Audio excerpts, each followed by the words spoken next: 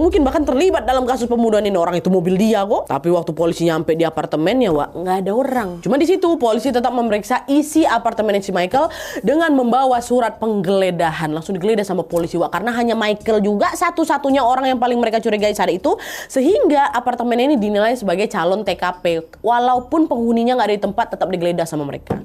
Dan waktu polisi memeriksa isi apartemen, Wak, polisi langsung bisa notice kalau di dalam apartemen itu ada indikasi pembersihan TKP, di mana ada beberapa perabotan yang kelihatan kayak baru dipindahin, ada noda darah yang sudah hilang tapi masih ninggalin bekas samar, dan ada bau cairan pembersih yang menyengat kali di seluruh ruangan apartemen itu. Di situ dugaan polisi tentang Michael makin menguat lagi. Polisi nanya ke tetangga si Michael kan, Bapak tahu nggak Michael nih pergi kemana? Kata tetangganya, ya, setahu saya Michael sama pacarnya lagi liburan ke London, Pak. Udah dari tanggal 5 Januari kemarin tuh, which is 3 hari sebelum jasadnya Siko sama Lan itu ditemukan. Udah dari kemarin, Pak. Polisi nanya lagi.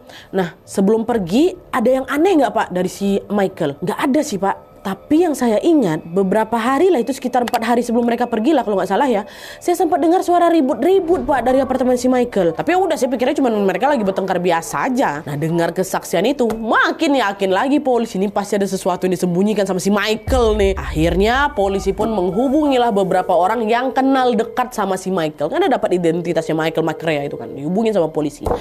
Dan dari sekian banyaknya orang itu, Wak, ada 2 orang yang dengan sukarela ngasih kesaksian di kantor polisi dalam waktu yang berbeda. Oke. 2 orang ini datangnya terpisah-pisah ya. Nah, waktu mereka datang, kedua orang itu mengaku awalnya mereka tuh mau langsung lapor ketika mereka dengar penemuan mayat di Orchard Tower, Wak. Tapi habis itu mereka agak ragu gitu, agak takut-takut gitu.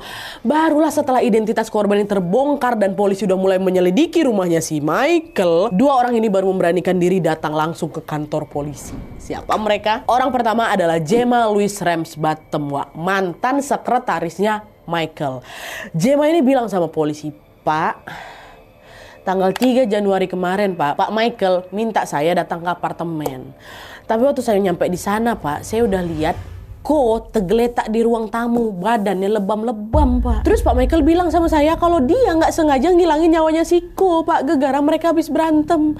Awalnya saya memang mau langsung lapor, Pak. Waktu saya nengok itu saya mau langsung lapor polisi. Tapi Michael sama pacarnya langsung ngancam saya pakai pisau. Udah mau kabur saya waktu itu, Pak. Ditodong kan saya pakai pisau. Nah, rupanya dia nyuruh saya datang ke sana, ke apartemennya itu, untuk minta saya ngebuang barang-barangnya Siko yang ada di apartemen, Pak. Itu kata si Gemma, Wak. Nah, dengar itu polisi nanya lah, loh, mereka ini saling kenal. Maksudnya Siko sama si Michael ini saling kenal. Kok barang-barangnya Siko ada di apartemen si Michael? Terus mereka berantemnya gara-gara apa? Kata polisi lagi kan. Iya, Pak, mereka bukan saling kenal lagi, dekat kali mereka, Pak. Kok ini supir pribadinya Michael. Mereka teman dekat, Pak. Bahkan Siko ini juga tinggal loh di apartemen si Michael. Kalau berantemnya gara-gara apa saya kurang tahu memang, Pak. Saya datang udah Siko udah tergeletak kayak gitu. Rupanya supir pribadinya Siko Michael, Wak. Nah, polisi di situ nanya lagi. Nah, terus si Lan ini siapa? Lan ini siapanya Siko? Siapanya si Michael? Kok dia ikutan dibunuh juga?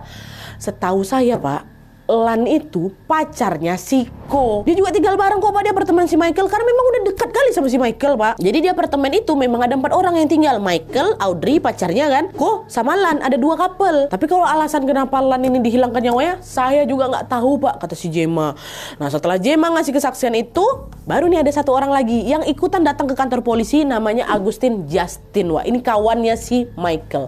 Nah, si Justin ini bilang, Pak, tanggal 3 Januari malam, Pak, Michael minta tolong saya untuk beliin cairan asam sama cairan pembersih. Saya diminta tolongin kayak gitu. Awalnya saya nggak curiga sama sekali, Pak.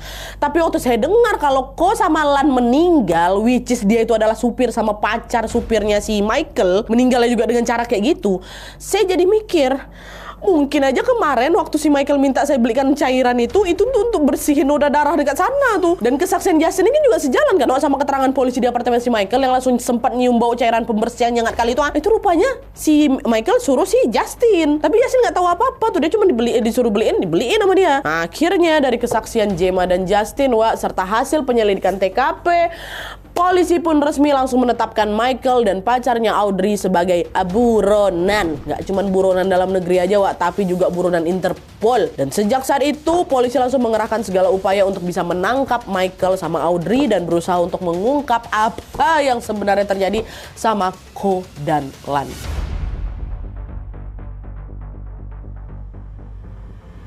Setelah Michael sama Audrey ditetapkan sebagai